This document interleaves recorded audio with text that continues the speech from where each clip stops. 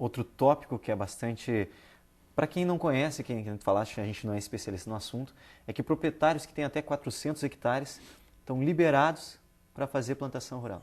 Ou seja, se tiver uma área preservada, pode desmatar e plantar. O que o senhor acha disso? Isso é outro absurdo, porque na verdade você tem que considerar as áreas alagadas.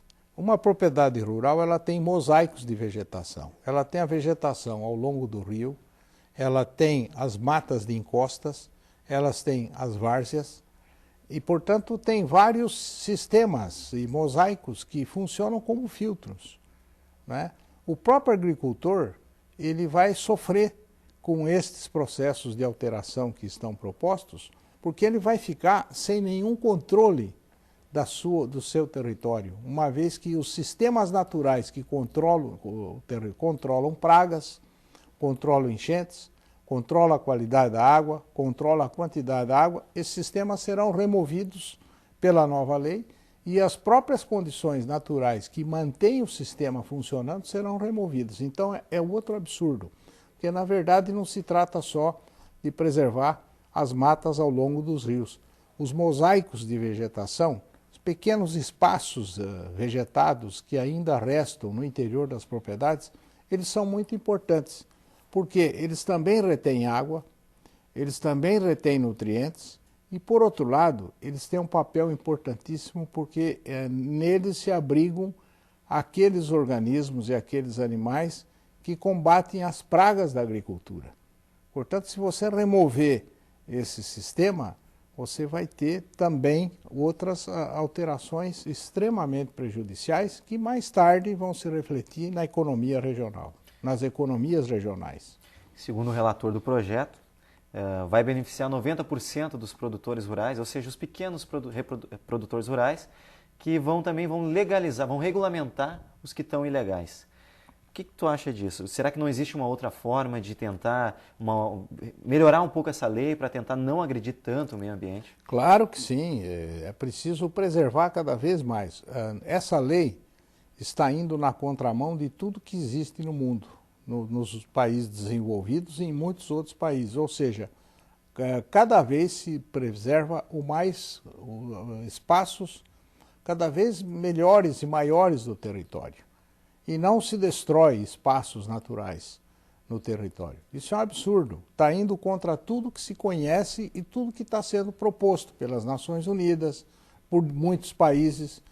Cita-se também que a Índia e a China são países onde as áreas alagadas e as várzeas são cultivadas há milhares de anos. Só que esses países também têm uma área muito grande de áreas alagadas preservadas. A Índia, inclusive, ela tem um mecanismo muito interessante de preservação, que são os lagos sagrados, as florestas sagradas, que impedem qualquer tipo de alteração, porque são santuários em que as pessoas vão lá fazer as suas oferendas aos deuses, etc. E, portanto, há um outro mecanismo que foi encontrado na Índia para fazer este tipo de preservação e conservação.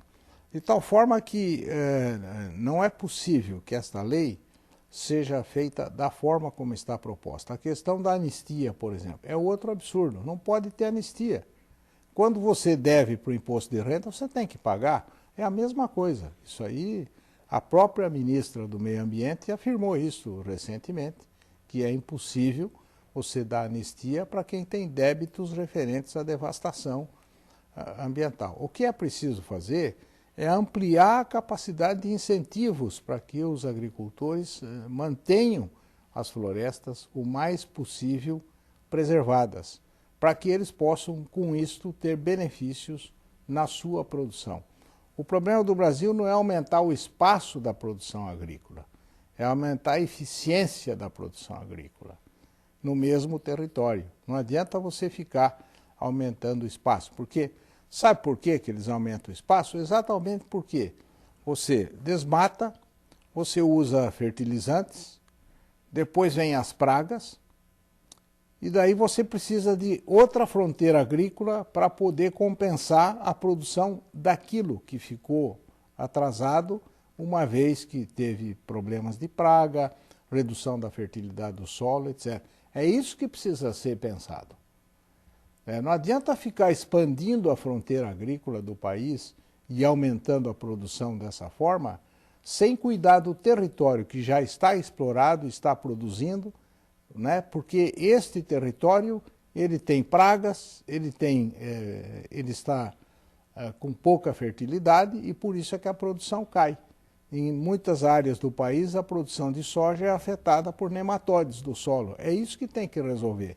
E não expandir a fronteira agrícola para você encontrar um terreno que será fértil em 4 ou 5 anos e depois se transforma em terreno infértil. Aí você vai caminhar para outra fronteira agrícola. Desta forma, de fronteira agrícola em fronteira agrícola, o país vai simplesmente destruir todos os remanescentes de vegetação que existem. E isso é perder recursos naturais, recursos genéticos que são vitais para o futuro do país. Então esse Código Florestal, ele tem muitos defeitos e muitos problemas. Ele pode ser muito melhorado se a comunidade científica que conhece os problemas for ouvida e de participar dessa discussão. Infelizmente, ano eleitoral, vai travar tudo, vai trancar tudo aqui, vai trancar tudo lá depois. Mais paciência. Professor, para finalizar, eu sei que tu enviaste uma carta para a revista Veja, que tu falasse bem rapidinho para nós o que tu comentaste lá. O meu comentário foi exatamente nessa direção. Primeiro, comentei rapidamente que as várzeas não são só depósitos de biodiversidade, elas são importantíssimas para a recuperação da qualidade da água, para a recuperação da quantidade de água, para a infiltração de água nos mananciais, e também elas são importantes porque elas controlam enchentes e, portanto, essas várzeas têm um papel relevante do ponto de vista ecológico, econômico e social. E também falei sobre as matas ciliares que têm o mesmo papel. Veja, a vegetação e as várzeas são parte do ciclo hidrológico. Você não pode pensar que o ciclo hidrológico é só a água líquida, a água atmosférica, a água subterrânea, a água que fica sólida durante o período de inverno, o gelo. Não é isso. A vegetação é parte do ciclo hidrológico, porque parte da água circula na vegetação. E, consequentemente, você cortando essa vegetação, quer ver um exemplo muito claro? Quando você corta a vegetação, a energia do pingo de chuva que atinge o solo altera as propriedades do solo e produz erosão. Portanto, a vegetação ela reduz a erosão também. E, portanto, quanto maior for a quantidade de mata ciliar e a distância entre os rios, da mata ciliar lindeiras aos rios, ela mantém intacta aquele solo, diminui a erosão e preserva a fauna aquática, porque a fauna aquática depende muito desta matéria orgânica produzida pela vegetação. Então veja que o problema é complexo, é um problema complexo do ponto de vista científico, mas que tem reflexos econômicos, reflexos sociais, reflexos no ambiente em geral, no meio ambiente em geral, e foi esse aproximadamente o teor da carta que eu mandei para a Veja. Inclusive, eu respondi também que a comunidade científica precisa ser ouvida porque existem muitas informações de muitos pesquisadores de excelente nível que têm trabalhado há anos nesses problemas e têm demonstrado a importância desses ecossistemas para o desenvolvimento do país. Queria agradecer, professor, a oportunidade de estar aqui esclarecendo as dúvidas do pessoal também que está assistindo nosso programa. Obrigado pela tua entrevista. E este foi mais um especial TV Fevale. Ficamos por aqui. Até a próxima. Tchau!